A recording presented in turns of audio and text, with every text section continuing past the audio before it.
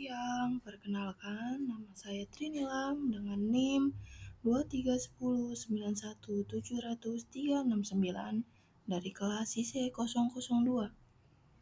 Video ini dibuat untuk memenuhi tugas ujian akhir semester atau UAS di mata kuliah pemrograman Web 2. Dalam proyek ini, saya membangun sistem aplikasi Point of Sale atau POS menggunakan teks modern yakni Laravel sebagai backend Regis untuk frontend serta Tailwind CSS untuk antarmuka pengguna.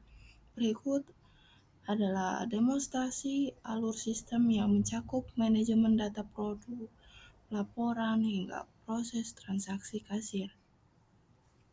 Jadi, yang pertama itu kita harus pengguna itu harus memasukkan username sama password. Di sini kan kita pakai user untuk pemilik dulu ya. Jadi ketika sudah dimasukkan, kita masuk ke sistem. Oke, kita klik. Nah, pada dashboard, pengguna dapat memantau nih ringkasan penjualan harian, gitu ya, mingguan, total pendapatan ruko nih, ada total omset, ada laba bersih, ada total piutang. Di sini juga kita bisa ngelihat stok barang yang ada di toko Ros Jaya ini ya, pada toko Ros Jaya. Di sini ada tanda ini perlu restock segera. Nah, di sini ada stok aman. Jadi kalau stoknya makin menipis, ini akan bereaksi lah gitu ya. Ini akan memberi peringatan. Oke, selanjutnya kita ke menu data barang, kita klik. Nah, oke. Nah, di sini nama-nama barang yang tersedia di toko Ros Jaya ya. Oke. Jadi ketika kita ingin menambah barang di toko Ros Jaya, kita klik di sini di bagian pojok. Di sini kan ada tanda plus, tambah barang, kita klik. Nah, di sini ada nama barang ya. Misal kita masukkan garam. Kita masukkan garam, stoknya ada 25. Harga belinya berapa? Harga belinya 2.000. Nah, harga jualnya 3.000. Terjualnya karena tadi baru datang barangnya dan baru ada yang beli 2 doang. Kita klik, kita taruh 2 ya. Di sini juga ketika perjualnya bertambah, kita bisa klik atas.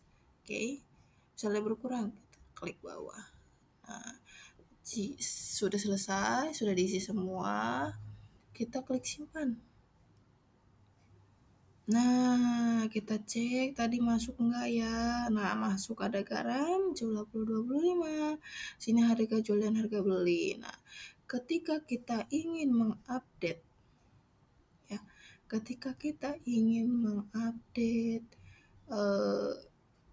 suatu barang, entah itu harganya naik gitu ya, entah harganya turun, kita bisa klik edit di sini. Kita klik. Oke. Misal kapal api sekarang harganya lagi naik. Dari sananya dari agennya naik 1.000 jadi 5.000. Nah, kita ambil untung 1.000. Ya setelah ya, mau ambil untung itu gimana pemilik warungnya saja. Kita update. Oke, nah jadi kopi kapal api itu sudah berubah ya harganya ya, yang tadi 4.000 jadi 5.000 harga belinya. Terus harga jual yang tadi 5.000 jadi 6.000 ya. Jadi ini CURD ya, kita bisa tambah, kita bisa edit, kita bisa hapus. Jadi ketika kita barangnya sedang kosong gitu ya, kita bisa klik hapus di pojok. Oke, kita misal mau hapus terasi, kita hapus. Nah, dia akan muncul tanda warning. Ya, hapus atau cancel. Misalnya kita akan menghapus. Oke. Nah, di sini di daftar nama barang sudah tidak ada lagi barang namanya terasi ya. Ini sudah ya di inventory Tokopedia, di menu data barang. Selanjutnya kita ke transaksi, kita klik. Nah, di sini daftar transaksi, dia bisa ngelola piutang dan pantau status pembayaran pelanggan. Nah, tuh ya, di sini pelanggan, WA, total barang, tuh, harga, jatuh tempo, status. Nah, ketika kita ada pelanggan baru, kita tambah di sini ada klik ya, pojok kanan ya, kayak tadi. Selanjutnya itu kita ke nomor transaksi pelanggan setelah 03, yaitu 04. Nih, nomor WA pelanggannya, kita pilih misalnya ya, ini. Nama pelanggannya siapa? Rara. Nama barang yang dibeli apa? Indomie goreng. Jumlahnya 2. Terus ketika dia beli selain mie gitu ya, kita klik di sini. Dia juga beli kopi kapal api 1. Terus dia juga beli gula 2. Oke. Jadi ketika mau beli, udah di list nih beli ini. Ketika si pelanggan itu nggak jadi salah satu barang, kita bisa klik hapus. Nah ya, oke. Nah ini jatuh temponya, kita isi sesuai tanggal dia beli. Misal tanggal sekarang tanggal 30 bulan 6 2026. Oke, kita klik simpan.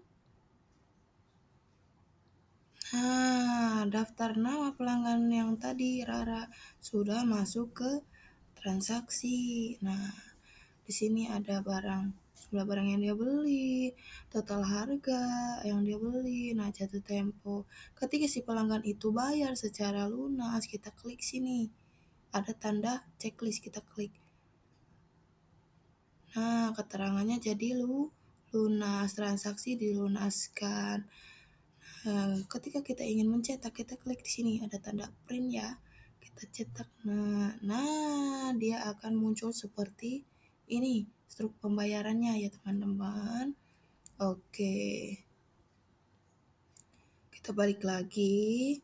Nah, jadi ketika si pelanggan ini melakukan transaksi tapi dia utang gitu ya. Nah, dan ketika dia utang itu sudah jatuh tempo, kita bisa kirim ke via WhatsApp. Ntar. Nah, kita bisa nih kirim ke WhatsApp dia gitu, bahwa utang dia nih udah jatuh tempo. Nah, tadi kan ada yang beli ya. Nih, kita klik yang pojok ini, bagian aksi, tanda panah ke bawah kita klik. Nah, dia bisa tahu nih. Kita bisa tahu dia tadi beli barang apa aja sih gitu ya.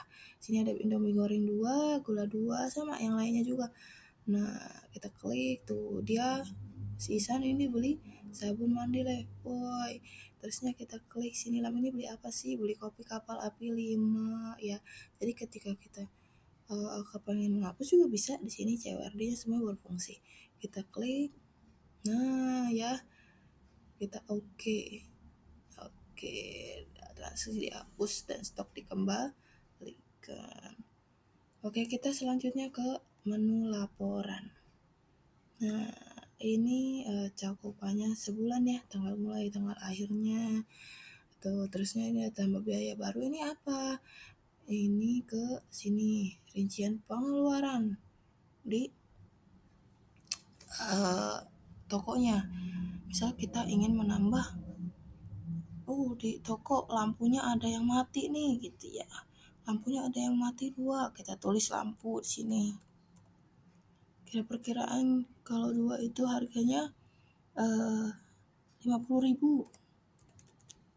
Oke, kita simpan biaya, klik. Nah, biaya berhasil tanpa kita cek ya di bagian bawah. Nah, dia sudah muncul. Kita juga bisa menghapus di sini. Kita klik hapus. Oh, dia bisa ya. Nah, jadi ketika si pemilik ini ingin mempunyai laporan penjualan cadangan gitu ya, kita bisa klik export Excel. Dia akan otomatis menyimpan. Bentar ya. Nah, dia akan menyimpan di sini teman-teman ya. Oke, kita akan lanjut ke manajemen user. Nah, ini ada manajemen user. Usernya ada dua, ada pemilik dan kasir. Di sini kita bisa mengedit ketika kita ingin mengganti password baru gitu ya, ingin mengganti email baru, kita bisa lakukan di edit user. Kita juga bisa menghapus gitu ya. Misalnya kita nambah nih, kasirnya ternyata ada 2 orang, kita bisa tambah kasir 1, emailnya ganti jadi kasir 1.com, role-nya kasir, passwordnya kita isi kasir 123, kasir 123.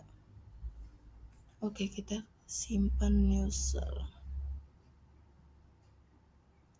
Nah, nama tadi kasir 1 yang kita masukkan tadi akan muncul di sini ya, akan muncul. Nah, kita juga bisa menghapus di sini. Nah, kita bisa menghapusnya juga. Nah, kita ke pengaturan toko ya, selanjutnya kita klik. Di sini sudah ada. Nah, ini fungsinya buat apa? Biar kita tahu nih, biar orang tahu ya, biar pelanggan tahu nama toko kitanya. Semisal kita dihubungin via WhatsApp juga kita bisa sertakan ini, biar mereka bisa beli secara WhatsApp. Kita bisa kirim barangnya juga ke rumahnya, alamatnya, ini logonya ya. Yang terakhir kita logout. Oke, nih di sini ada logo, ada warningnya ya, iya keluar atau cancel. Kita klik yang ya keluar. Oke, kita ke halaman login lagi. Selanjutnya mari kita beralih ke sesi operasional untuk pengguna kasir. Nah, jadi di sesi ini dirancang untuk mempercepat proses pelayanan pelanggan di kasir. Jadi begini alur transaksinya. Kita klik yang kasir ya.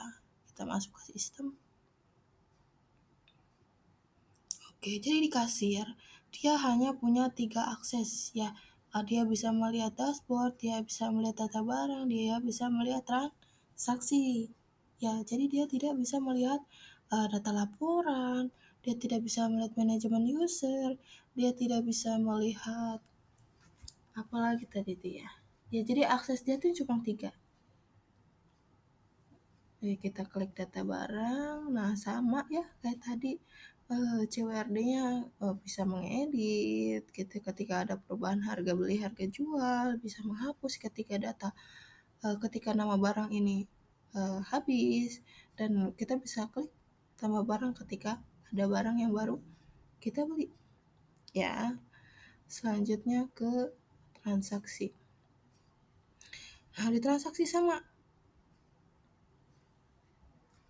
ada semua yang kita lihat tadi di user pemilik ya.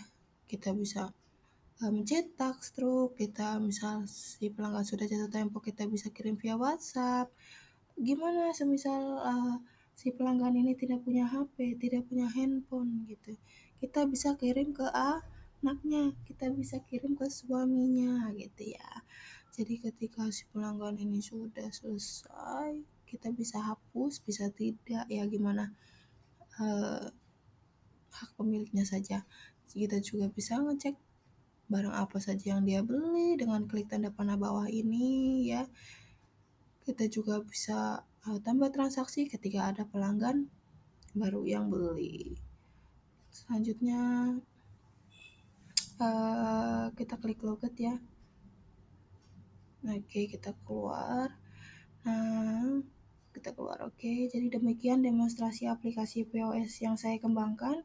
Proyek ini memberikan pemahaman mendalam bagi saya dalam mengimplementasikan konsep CWRD, autentikasi multi-server, user, dan integrasi database dalam pengembangan aplikasi web profesional. Terima kasih atas perhatiannya. Maaf jika banyak kekurangannya. Assalamualaikum. Bye-bye.